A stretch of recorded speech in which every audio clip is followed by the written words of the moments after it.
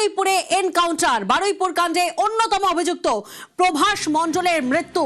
পুলিশের রিভলভার ছিনিয়ে পুলিশকে লক্ষ্য করে গুলি চালায় প্রভাস, আর এরপর আত্মরক্ষায় পুলিশ গুলি চালাতে বাধ্য হয়, আর সেই গুলিতেই মৃত্যু প্রভাস মণ্ডলের। ভোর রাতে অপরাধের পুনর্নির্মাণের সময় এই ঘটনা ঘটে, পুলিশ সূত্রে এমনটাই খবর। আরো একবার আপনাদেরকে জানাবো, বারুইপুরে এনকাউন্টার, বারুইপুর কাণ্ডে অন্যতম অভিযুক্ত প্রভাস মণ্ডলের মৃত্যু। পুলিশের রিভলভার ছিনিয়ে সেই সময় গুলি চালায়, এবং আপনাদেরকে জানাবো পুলিশ সেই সময় পাল্টা নিজেদেরকে আত্মরক্ষা করতে চায়, পুলিশ নিজেকে বাঁচাতে চায়, এবং সেই সময় গুলি চালানো হয়। সেই গুলিতেই মৃত্যু প্রভাস মণ্ডলের।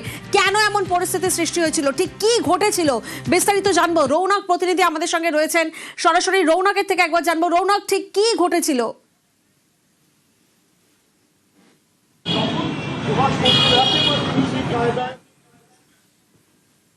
স্থলে এই ধৃত প্রভাস মণ্ডলকে নিয়ে পৌঁছায় বারুইপুর থানা পুলিশ ঘটনার রিকস অর্থাৎ পুনর্নির্মাণ করতে। কিভাবে ঘটনাটি ঘটেছিল, সেই নাবালিকার দেহ বস্তাবন্দি অবস্থায় তারা কোন পথ দিয়ে সেই পুকুরে ফেলেছিল, গোটা বিষয়টি পুনর্নির্মাণ করার জন্যই কিন্তু তারা সেই ঘটনাস্থলে পৌঁছায়। এবং পুলিশ সূত্রে খবর, ঠিক সেই সময় প্রভাস মণ্ডল ঘটনাস্থল থেকে পালিয়ে যাওয়ার চেষ্টা করে, এবং শুধু পালিয়ে যাওয়ার চেষ্টাই নয়, একজন পুলিশ আধিকারিকের যে সার্ভিস রিভলভার, সেই সার্ভিস রিভলভার তিনি কিন্তু ছিনিয়ে নেয় এবং পুলিশকে উদ্দেশ্য করে, পুলিশের দিকে লক্ষ্য করেই কিন্তু গুলি চালায়। সেই গুলি লক্ষ্যভ্রষ্ট হতেই পুলিশ নিজেদের আত্মরক্ষার জন্যই কিন্তু এই ধৃত প্রভাস মণ্ডলকে লক্ষ্য করে গুলি চালায়, কারণ তিনি পালিয়ে যাচ্ছিলেন। এবং সেই গুলিতে তিনি জখম হয়ে পড়লে তাকে পরবর্তীতে বারুইপুর মহকুমা হাসপাতালে নিয়ে আসা হলে তাকে মৃত বলে ঘোষণা করা হয়।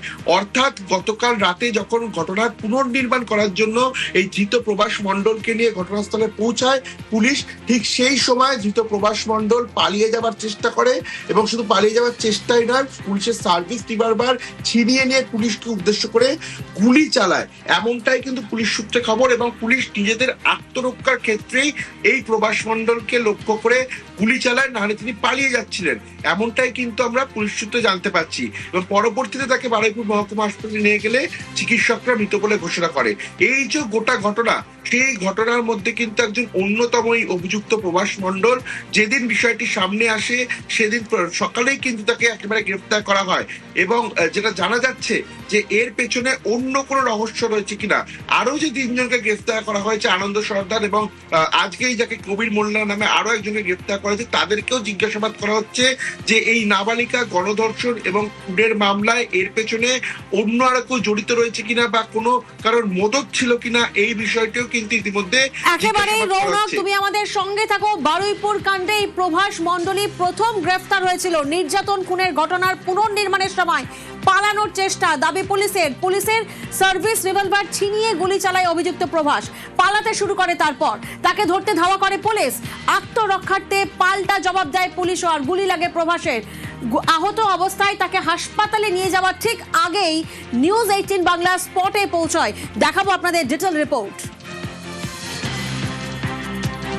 আমি দুটো জায়গা দেখাবো যেখানে ঘটনাটা, এই অপরাধ ঘটানো হয়েছিল, এবং যেখানে গতকাল রাত্রিবেলা গুলি চালানোর ঘটনা ঘটেছে। ডিস্টেন্সটা তোমাকে একটু দেখাবো। যে জায়গাতে এই মুহূর্তে দাঁড়িয়ে রয়েছি, এখান থেকে তুমি দেখতে পাচ্ছ 20-25 মিটার দূর হবে এখান থেকে। সেই জায়গাতে একটা জায়গা কর্ডন করে রাখা হয়েছে।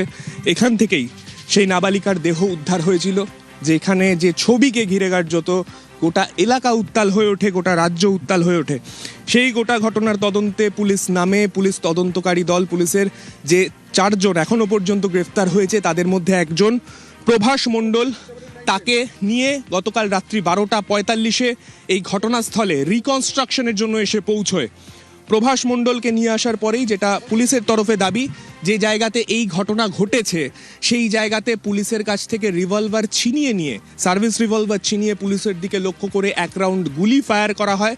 এবং যখন এই ঘটনা হয়, তারপরে যে ছবি তুমি দেখতে পাচ্ছ, এই জায়গা দিয়ে প্রভাস মণ্ডল পালানোর চেষ্টা করেছিল। পুলিশকে বাধ্য হয়ে সেই সময় আত্মরক্ষার্থে গুলি চালাতে হয়। পুলিশকে লক্ষ্য করে গুলি চালানোর পরে পাল্টা গুলিতে এই জায়গাতেই প্রভাস মণ্ডলের মৃত্যু হয়। এবং ঢোকার জায়গাটা কিন্তু যথেষ্ট দুর্গম, তাই এই জায়গার একটা অ্যাডভান্টেজ প্রভাস মণ্ডল সহ যারা অভিযুক্ত তাদের রয়েছে, কেননা তারা এই জায়গাটা খুব ভালোভাবে চেনে, তারা কিভাবে কোথা দিয়ে বেরোতে হয় তারা জানে। তাই সেই জায়গা দিয়ে সে পালানোর চেষ্টা করেছিল। সে ভেবেছিল এখান দিয়ে সে পালিয়ে যেতে পারলে পুলিশ তাকে ধরতে পারবে না, কেননা মধ্যরাত তখন ঘড়ির কাঁটায়।